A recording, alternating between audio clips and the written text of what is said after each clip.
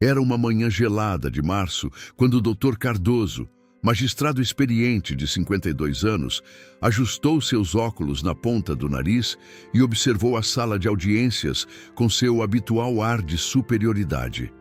Sua toga carregava o peso de décadas de sentenças e seus olhos percorriam o ambiente com o desdém de quem se considerava dono absoluto daquele pequeno reino judicial.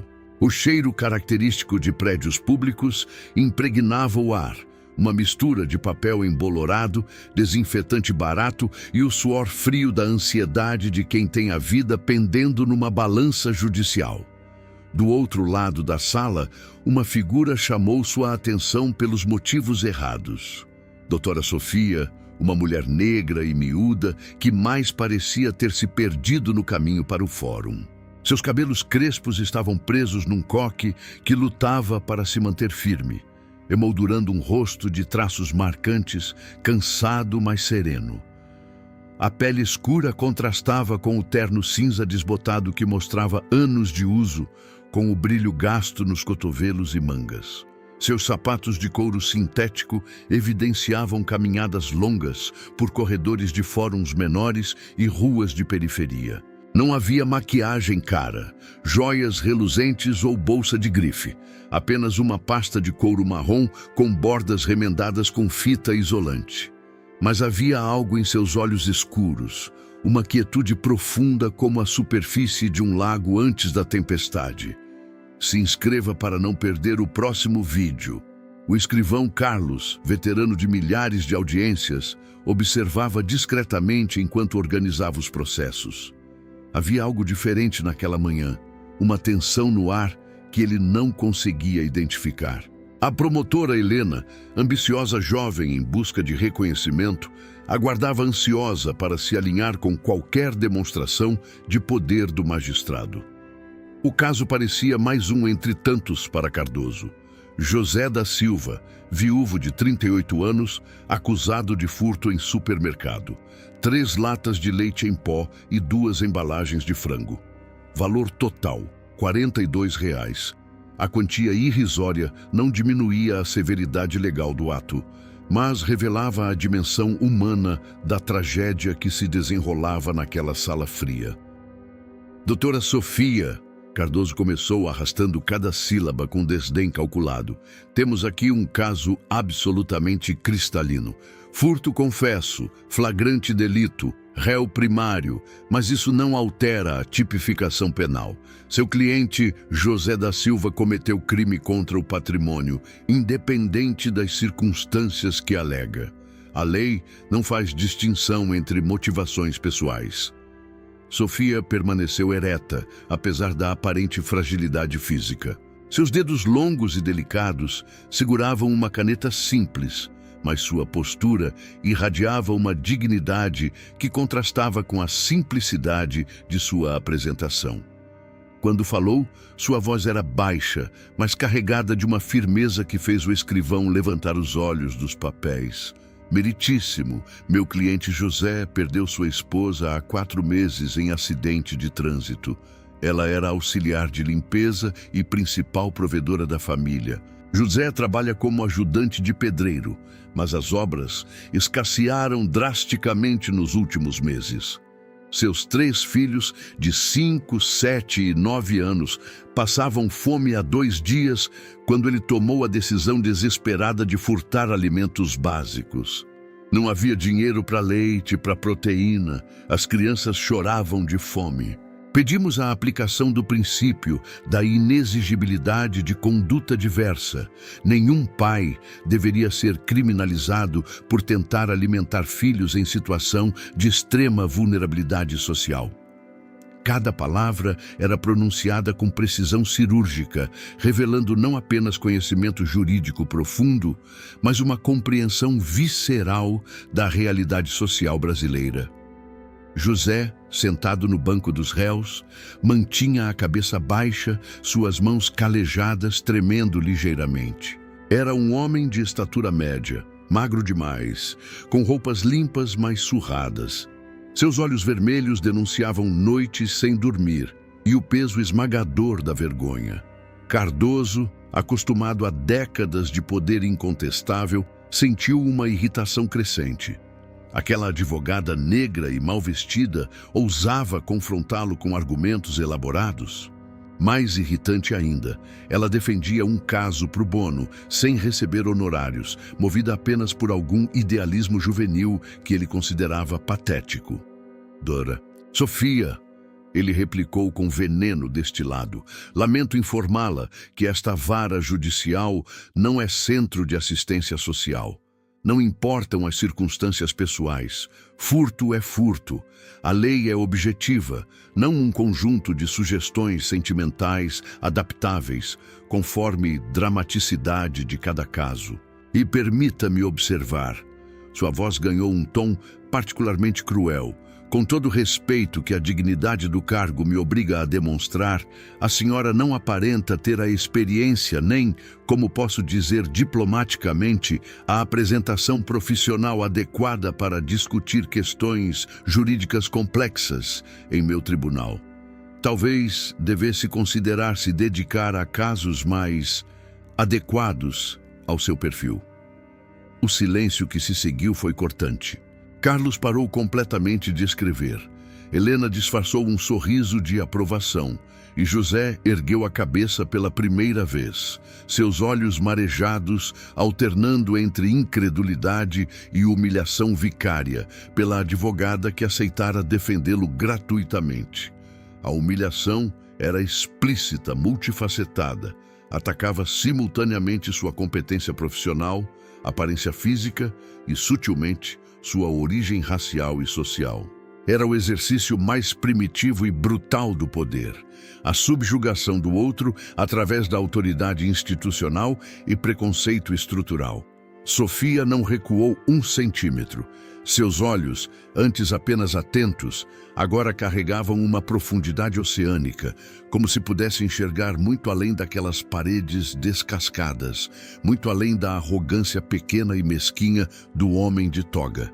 Meritíssimo, ela respondeu, sua voz mantendo o mesmo tom baixo, mas agora com uma vibração quase imperceptível, como a nota grave de um violoncelo. O princípio da dignidade da pessoa humana e os direitos fundamentais das crianças, consagrados constitucionalmente, transcendem interpretações formalistas de tipos penais, especialmente quando confrontamos situações limítrofes onde a sobrevivência física está em jogo. Quanto à minha apresentação pessoal e adequação profissional, ela fez uma pausa deliberada, seus olhos encontrando os dele com intensidade magnética. Elas jamais comprometerão minha capacidade de defender os direitos fundamentais de José e de suas 3 crianças que dependem exclusivamente dele para sobreviver. Cada palavra era pesada, carregada de convicção, que parecia desproporcional àquela figura miúda. Havia uma força ali, silenciosa mas implacável, como a correnteza profunda de um rio que parece calmo na superfície. Cardoso sentiu algo que não experimentava há décadas, uma pontada aguda de insegurança. Como aquela mulher negra, mal vestida, defendendo gratuitamente um ladrão de supermercado, ousava confrontá-lo dessa forma? Ele era o magistrado, a autoridade máxima. Sua palavra era literalmente lei naquele espaço. Suficiente! Ele explodiu, sua voz ecoando pelas paredes como um trovão, fazendo José se encolher ainda mais. Não tolerarei sermões constitucionais nem lições de humanitarismo de uma advogada que evidentemente não compreende as hierarquias e protocolos do sistema judicial brasileiro. José da Silva cometeu furto, ponto final. As circunstâncias pessoais não alteram a tipificação legal. E quanto à senhora, seus olhos a examinaram com desdém calculado. Sugiro fortemente que da próxima vez se apresente de forma condizente com a seriedade desta instituição milenar. Aparência profissional não é opcional, é obrigatória. Este tribunal exige respeito. O martelo desceu com violência descomunal. O som reverberando pela sala como explosão, carregando toda a autoridade acumulada em 25 anos de magistratura. Sofia recolheu seus papéis com lentidão quase cerimonial. Não havia pressa, raiva, humilhação ou derrota em seus movimentos. Apenas uma serenidade profunda que contrastava brutalmente com a explosão de autoritarismo que acabara de presenciar. Aproximou-se de José, que chorava silenciosamente, e tocou seu ombro com gentileza maternal. José, isso não terminou aqui. Vamos recorrer e buscar todas as instâncias necessárias. Seus filhos não ficarão desamparados. Ela sussurrou, mas sua voz carregou-se por toda a sala. A verdadeira justiça acontece muito além dessas paredes. Nos dias seguintes, Cardoso transformou o episódio em anedota durante almoços com colegas, ridicularizando a advogada pretinha mal vestida que veio me dar lições de moral. Mas uma semana depois, a primeira rachadura apareceu. O processo de José foi suspenso por determinação superior da Corregedoria, alegando necessidade urgente de reavaliação de aspectos processuais e sociais. Aquilo era completamente fora do protocolo normal. Seus contatos habituais pareciam evasivos, desconfortáveis, como se houvesse algum assunto que ninguém queria tocar diretamente. A segunda rachadura veio em envelope lacrado, convocação urgente e inadiável com o desembargador-presidente. Cardoso, inicialmente confiante, imaginou tratar-se de alguma promoção ou designação especial. Chegou ao majestoso edifício do tribunal vestindo sua melhor toga, carregando toda a confiança acumulada. Mas a atmosfera estava pesada, carregada de tensão. O presidente não estava sozinho. 3 desembargadores presentes, expressões indecifráveis. E então, sentada discretamente numa poltrona de canto, estava ela, doutora Sofia. A deferência sutil, mas inequívoca com que a tratavam, fez o sangue de Cardoso gelar. Doutor Cardoso, o presidente iniciou com voz cortante. Recebemos informações extremamente graves sobre sua conduta. A forma como tratou a doutora Sofia e seu cliente transcendeu todos os limites da civilidade judicial. Cardoso tentou se defender, gaguejando sobre protocolos e necessidade de manter ordem, mas suas palavras soavam desesperadas. Sofia permanecia silenciosa, sem triunfo no rosto, apenas tristeza profunda. Você não faz ideia de com quem estava lidando, continuou implacavelmente. Doutora Sofia não é qualquer advogada. Ela é casada com um homem cujo poder transcende estruturas que você jamais imaginou. Alguém que decide quem sobe e desce neste país, que move montanhas com uma palavra, que tem controle sobre coisas que você nem sonha existir. Quando ela defendeu José gratuitamente, fez declaração poderosa sobre valores. Você atacou não apenas uma profissional dedicada, desafiou força conectada ao verdadeiro comando deste sistema. A transferência chegou na semana seguinte. Comarca rural, 15.000 habitantes. Sofia nunca comentou publicamente, continuando seu trabalho silencioso. José recebeu auxílio emergencial, conseguiu trabalho fixo.